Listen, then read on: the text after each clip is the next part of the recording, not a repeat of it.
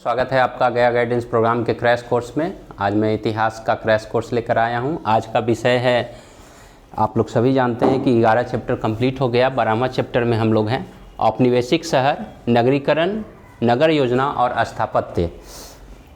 आप लोग सभी जानते हैं बच्चों कि भारत में बंगाल विजय के बाद अंग्रेज़ों ने अपनी शक्ति को काफ़ी सुदृढ़ कर लिया और इसी सुदृढ़ीकरण के कारण आगे चलकर कई औपनिवेशिक शहरों का विकास हुआ, जिसमें मुंबई, कोलकाता और चेन्नई, जिसे मद्रास के नाम से उस समय जाना जाता था, आज चेन्नई के नाम से जानते हैं। ये सारे शहर, और मुंबई को बम्बई हम लोग उस समय कहते थे, आधुनिक में मुंबई कहते हैं। ये सारे शहर का विकास हुआ। साथ ही इसके साथ साथ कई नई संस्कृति सभ्यताओं का विकास हुआ। कुछ भारतीय शैली को अंग्रेज़ों ने अपनाया और अधिकांश अंग्रेजी शैली को हम भारतीयों ने अपनाया। आज जिस रूप में हम लोग आज यहाँ खड़े दिखते हैं, उसका कुछ न कुछ प्रभाव 200 वर्षों का जो अंग्रेज़ी शासन था, उसका प्रभाव हमारे रहन सहन, खान पान, भोजन, सभी चीज़ों पर, यहाँ तक कि स्थापत्य पर भी दिखाई पड़ता है। आप कई शहरों जैसे बम्बई चले जाएं, कलकत्ता चले जाएं, वहाँ आपको अंग्रेजी स्थापत्य के कई नमूने दिखेंगे, कई सारे बिल्डिंगें दिखेंगी। इसी के बारे में आपको पढ़ना है। यहाँ एक चित्र जो दिखाया गया है, यह मद्रास शहर का एक चित्र है जो दक्षिणी पश्चिमी भाग का अवलोकन करते हुए यहाँ दिखाया गया है। आज हमें जिसे चेन्नई के नाम से जानते हैं। मैं सीधे प्रश्नों पर आऊँगा क्योंकि क्रैश कोर्स में अधिकांशतः हम लोग प्रश्नों को डील कर रहे हैं। ठीक है, यह भी देखिए अंग्रेज़ के समय का निर्मित, इसे फोर्ट कहा जाता था। फोर्ट यानी किला, हिंदी में किला कहा जाता था। आप देख सकते हैं कितना भव्य है, कितना विशाल है। इसके चारों ओर बस्तियाँ होती थीं, जिसके बारे में प्रश्नों में भी चर्चा करूँगा। और कलकत्ता में जो आपने ट्राम गाड़ी, अब तो बहुत कम चलता है, जिसे आप देख सकते हैं कलकत्ता में जो ट्राम गाड़ी है वो अंग्रेज़ों की ही देन है। अंग्रेज़ों ने ही ट्राम गाड़ी की शुरुआत की थी और उसका भी चित्र आपको हम लोगों ने इसमें डाला है ताकि आपको उन सभी चीज़ों का थोड़ा थोड़ा अनुभव हम लोग दिलवा सकें। तो चलते हैं हम लोग प्रश्नों की ओर। मुख्यतः इस चैप्टर से कुछ विशेष प्रश्न नहीं पूछे जाते हैं, कुछ प्रश्न पूछे जाते हैं जो मैं आपको यहाँ पर डील कर दूंगा। पहला प्रश्न यह है कि औपनिवेशिक शहरों में रिकॉर्ड्स संभाल कर क्यों रखे जाते थे। आज भी हमारे यहाँ रिकॉर्ड संभालने की परंपरा है, प्राचीन काल से भी थी, लेकिन जब औपनिवेशिक शासन आया तो उस समय रिकॉर्ड संभाल कर रखने की परंपरा विकसित हुई, जो आज तक चली आ रही है। इसका कारण यह था कि वहाँ जो भी व्यावसायिक गतिविधियाँ होती थी, औद्योगिक प्रगति होना है, शहरों की जनसंख्या कितनी है, इन सभी का हिसाब किताब रखा जाता था, जिसके फलस्वरूप उन शहरों का विकास करने की योजना बनाई जाती थी। जब तक आपके पास रिकॉर्ड नहीं रहेगा, आप योजना नहीं बना सकते हैं। तो यह कारण था रिकॉर्ड रखने का। दूसरा, शहर की जनसंख्या कितनी बढ़ रही है, कितनी घट रही है, क्योंकि उस समय अक्सर महामारी आ गया तो जनसंख्या काफ़ी घट जाती थी और जनसंख्या काफ़ी बढ़ भी जाती थी। तो उन जनसंख्याओं को फीडबैक, उन्हें खाना खिलाने के लिए, उनकी आवश्यकताओं को पूरा करने के लिए, स्वास्थ्य, परिवहन, इन सारी सुविधाओं को देखने के लिए ये सारे कार्य करने आवश्यक थे। दूसरा प्रश्न है, औपनिवेशिक संदर्भ में शहरीकरण के रुझानों को समझने के लिए जनगणना संबंधी आंकड़े किस हद तक उपयोगी होते हैं। इसमें से ऑब्जेक्टिव क्वेश्चन आपको निश्चित आएगा। जनगणना से अक्सर 2-3 क्वेश्चन पूछ देता है। पहला तो यह पूछता है कि भारत में 10 वर्षीय जनगणना, जो आप लोग देखते हैं हर एक 10 वर्ष पर होती है, इस वर्ष कोरोना के कारण 21 में होना था, 2021 में, परंतु कोरोना के कारण वह जनसंख्या का अवलोकन नहीं किया जा सका, या इसलिए तो जो 10कीय जनगणना यानी प्रत्येक 10 वर्ष पर जनसंख्या को मापने की जो विधि है या जो प्रचलन में आया, वो सर्वप्रथम 1881 ईस्वी में आया। लेकिन ये तो हुआ आपका एक प्रश्न का उत्तर। दूसरा यह है कि पहली बार जनगणना कब हुई थी। पहली बार जनगणना 1872 ईस्वी में हुई थी, परंतु यह पूरी तरह से सुनियोजित नहीं थी। लेकिन अगर आपसे यह प्रश्न पूछे कि पहली बार जनगणना भारत में किस वर्ष हुई थी, तो उसका उत्तर 1872 ईस्वी होगा। और अगर आपसे यह पूछे कि 10कीय जनगणना का आरंभ भारत में कब हुआ था, तो 1881 ईस्वी में। उस समय से लगभग निरंतर प्रत्येक 10 सालों पर जनगणना की प्रवृत्ति चली आ रही है, जनगणना की जाती है। जिसमें बहुत सारे चीज़ों का अवलोकन हम लोग करते हैं, सरकारी रिकॉर्ड्स किए जाते हैं। जनगणना संबंधी रिकॉर्ड से हमें पता चलता था, या उस समय के अंग्रेज़ों का यह सोच था कि उससे वहाँ रहने वाले लोग की जानकारी मिलती थी। दूसरा यह जानकारी मिलती थी कि इन आंकड़ों से उन शहरों की क्या आवश्यकता है, वहाँ क्या निर्माण करने की आवश्यकता है, कहाँ पेयजल की आवश्यकता है, कहाँ यातायात की आवश्यकता है, कहाँ विद्यालय की आवश्यकता है, ये सारी बातों की जानकारी हमें मिलती थी। तीसरी, वहाँ रहने वाले यूरोपियन, जिसे प्रायः अंग्रेज लोग अपने आप को श्वेत कहते थे, श्वेत, तो हम यहाँ पर श्वेत शब्द ही इस्तेमाल कर रहे हैं, वहाँ रहने वाले श्वेत और अश्वेत कहते थे भारतीयों को।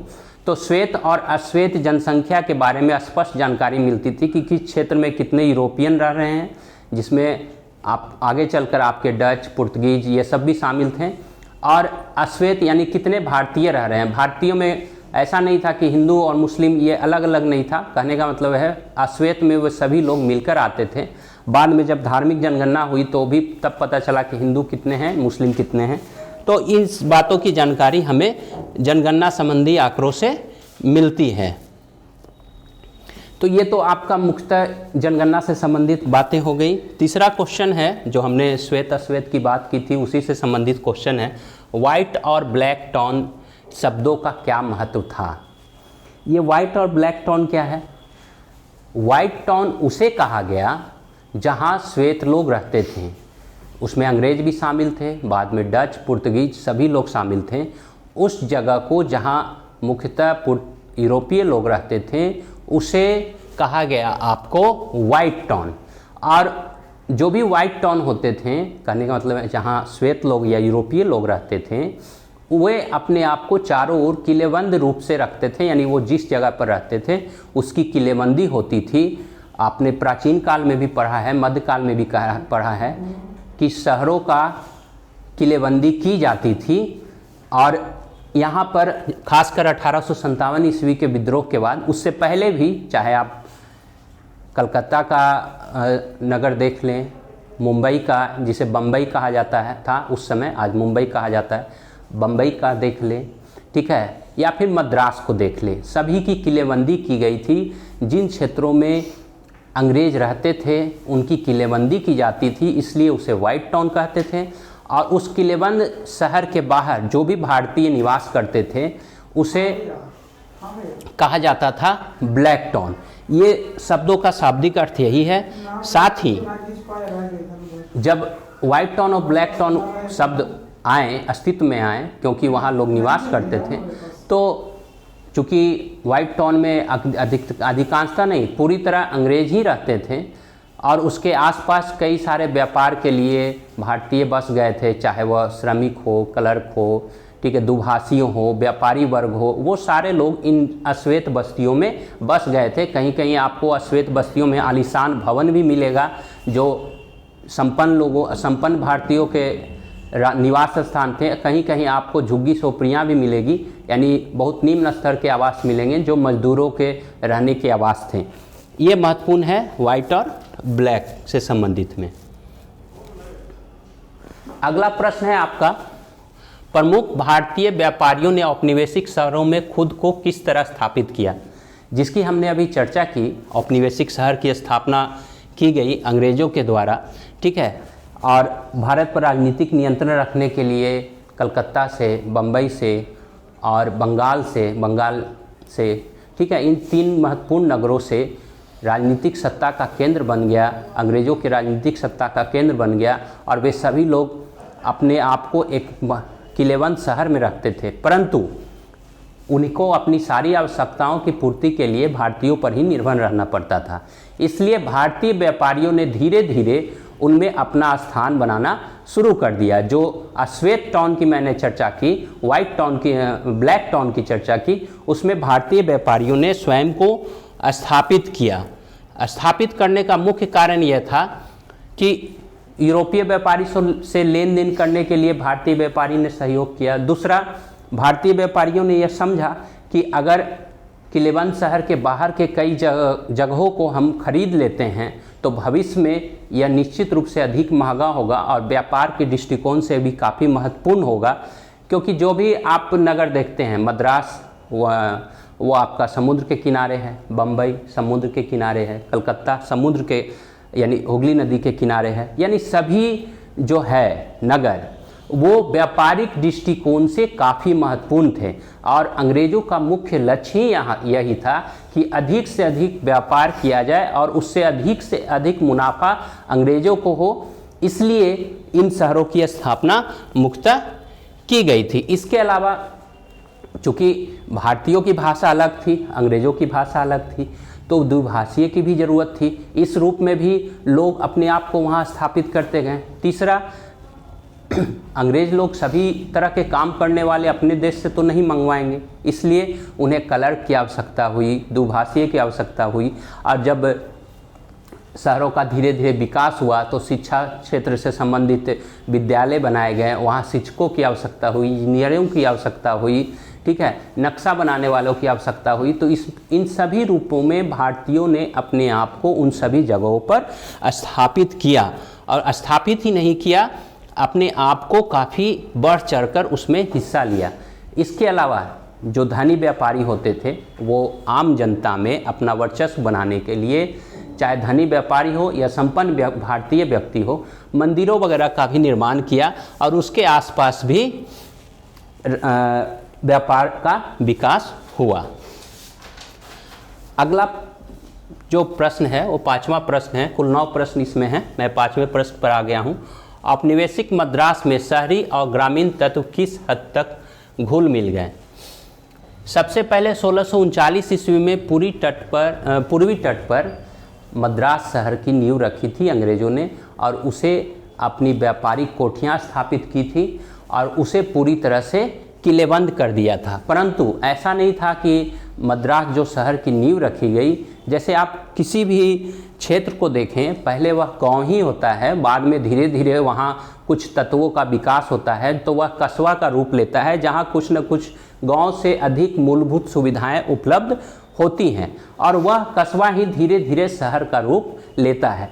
तो मद्रास शहर भी इसी रूप में था, एकाएक यह नया आधुनिक शहर के रूप में विकसित नहीं हुआ या औपनिवेशिक शहर के रूप में विकसित नहीं हुआ। अंग्रेज़ों ने कई गांवों को मिलाकर मद्रास की नींव रखी या मद्रास को बनाया। तो यही इसमें पूछ रहा है कि शहरी और ग्रामीण तत्व किस हद तक मद्रास में घुले हुए थे, मिलजुल गए थे।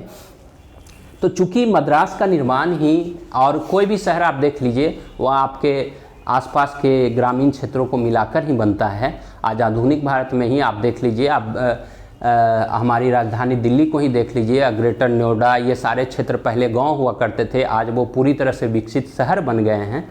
तो निश्चित रूप से वहाँ ग्रामीण परिवेश का माहौल तो था ही, ग्रामीण परिवेश में रहने वाले लोग भी वहाँ थे और उन सारे लोगों के में जो भी बातचीत की कला हो, रहन सहन की कला हो, व्यापार की कला हो, वाणिज्य की कला हो। अब मद्रास शहर के लिए चूँकि यह औद्योगिक क्षेत्र था, कहने का मतलब है समुद्र के किनारे था, तो मजदूर की आवश्यकता है तो वो उसके आसपास के गांव से ही आएंगे। वहाँ क्लर्क की आवश्यकता है तो आसपास के गांव के लोग ही शहर में आकर विकसित होकर क्लर्क बनेंगे। तो पूरी तरह से यह जो घुल मिल गए थे, यह आप कह सकते हैं कि ग्रामीण तत्व इसमें पूरी तरह से मिला जुला था ही। कभी कभी ऐसा भी होता था कि जब शहर कस्बों पर आक्रमण किया जाता था विभिन्न लोगों द्वारा या डकैतों द्वारा, तो कभी कभी ये लोग गांव की तरफ भी वापस मुड़कर चले जाते थे अपनी रक्षा के लिए। और गांव से तो आप लोग अक्सर देखते हैं पलायन शहरों की ओर होता है, रोजगार के लिए खासकर। तो इस तरह मद्रास में ग्रामीण तत्व घुले मिले थे।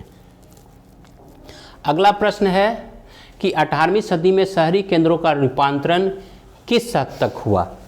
इसमें से कुछ ऑब्जेक्टिव प्रश्न भी मैं बताते चलूँगा। जैसे 1639 में मद्रास, जिसे अब चेन्नई कहते हैं, उसकी स्थापना हुई।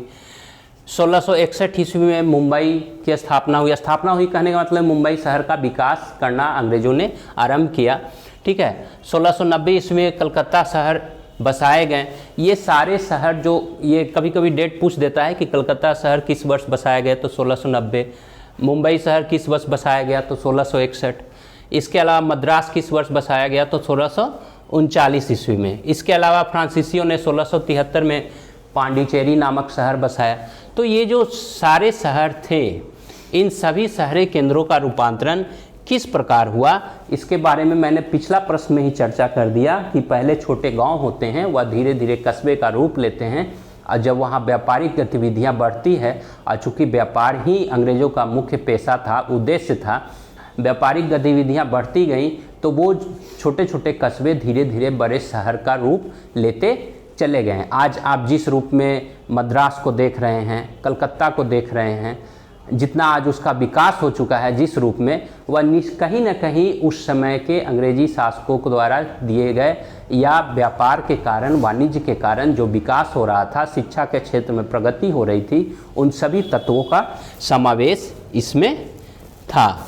कुछ पॉइंट्स भी हैं इससे संबंधित मैं बता दूं, जैसे नई क्षेत्रीय ताकतों, जो पुराने शहर थे जैसे कि आगरा, दिल्ली, ये सभी का ताकत धीरे धीरे, चूँकि मुगल वंश कमज़ोर हो गया था, तो इन सभी की ताकतें धीरे धीरे कमज़ोर हो रही थी। तो इन शहर का, पुराने शहर जिसमें आगरा, दिल्ली, शाहजहानाबाद, इन सभी का महत्व धीरे धीरे घटते गया, और नए ग्रामीण क्षेत्रीय राजधानी जैसे अवध की राजधानी लखनऊ, दक्षिण के अनेक राज्यों की राजधानी जैसे तंजौर, पूना, श्रीरंगपट्टनम, नागपुर, बड़ौदा इत्यादि क्षेत्रों का महत्व बढ़ने लगा। ठीक है, व्यापारिक, प्रशासक, शिल्पकार और अन्य पुराने लोग जो मुगल केंद्रों में रहते थे, चूँकि उन शहरों का धीरे धीरे पतन होने लगा, वो सभी वहाँ से उठकर इन शहरों की ओर, छोटे छोटे शहरों की ओर बढ़ गए, आ गए, और इन शहरों का तेजी से विकास होता गया।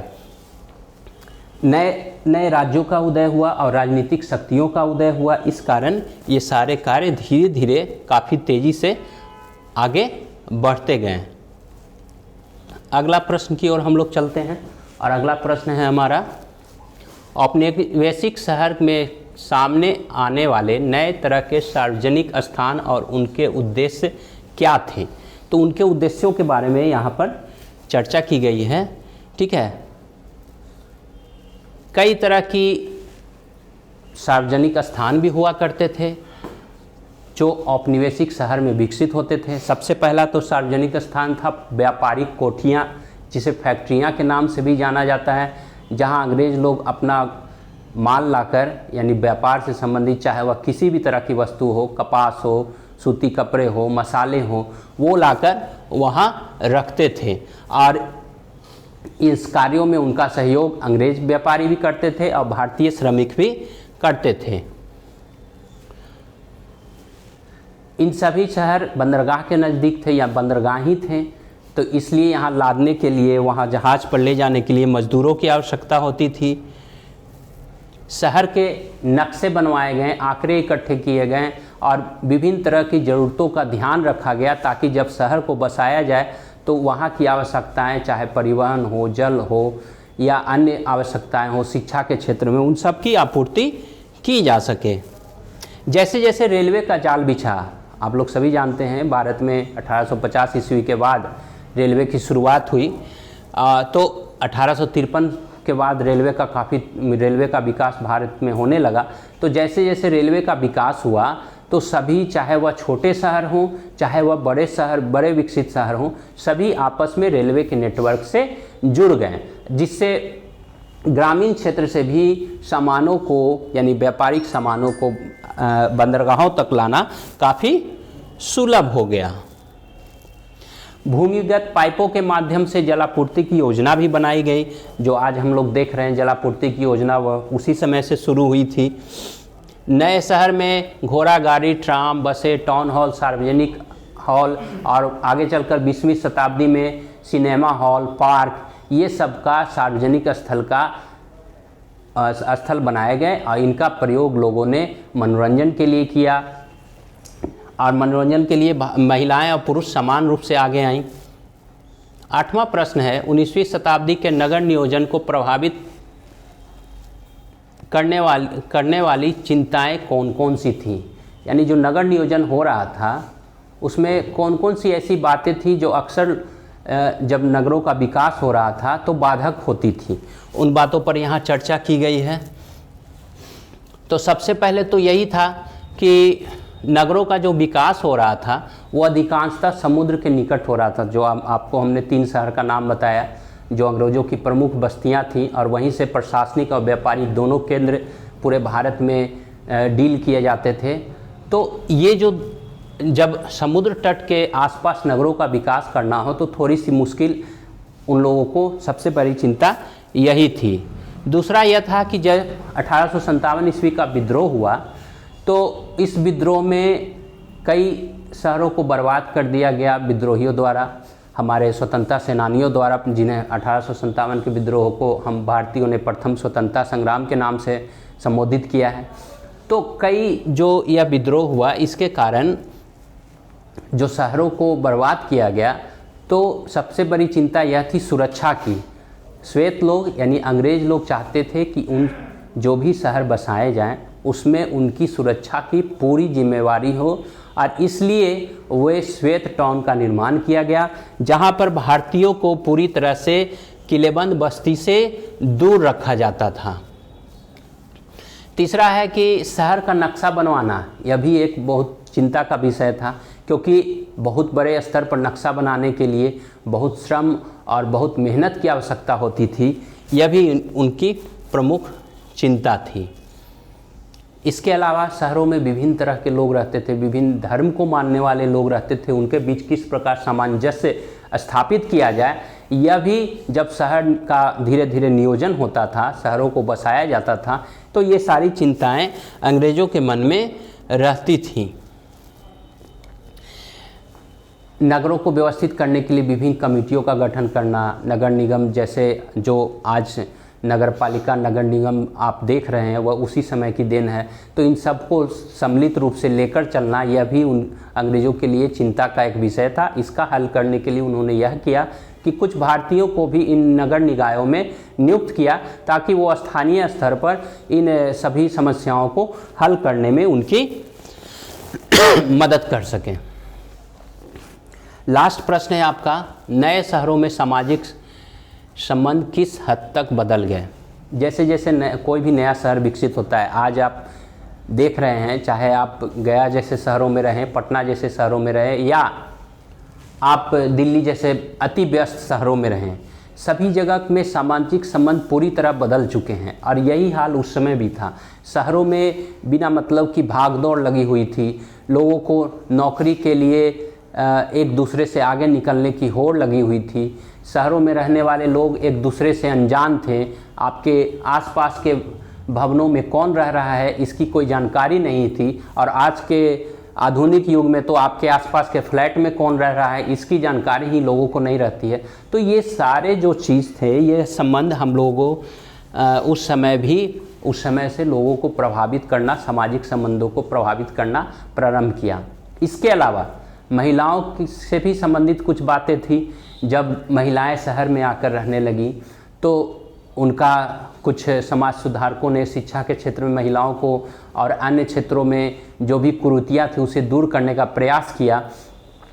इस वजह से महिलाओं ने भी पत्र पत्रिकाओं में लेखन कला यानी अपनी अभिव्यक्ति करना शुरू किया। परंतु कहीं कहीं पर यह भी देखा गया है कि जो समाज सुधारक महिलाओं को चाहते थे कि वो उनकी सारी समस्याएं दूर हों, वो उन्हें इतना स्वतंत्र रूप से नहीं देखना चाहते थे कि वो नौकरी करें। यानी उस समय की स्थिति भी हमारे भारतीय समाज की वैसी नहीं थी कि महिलाओं को नौकरी के रूप में स्वीकार किया जा सके। लेकिन जैसे जैसे आगे चलकर फिल्म व्यवस्था का शुरुआत भारत में हुआ, उस क्षेत्र में महिलाओं ने अग्रणी भूमिका निभाई। तो इस प्रकार आप देखते हैं यह चैप्टर समाप्त हो गया है। हमारे सारे प्रश्न लगभग डील कर दिए गए हैं। अगला चैप्टर मैं पुनः लेकर आऊँगा। आप लोगों का बहुत बहुत धन्यवाद।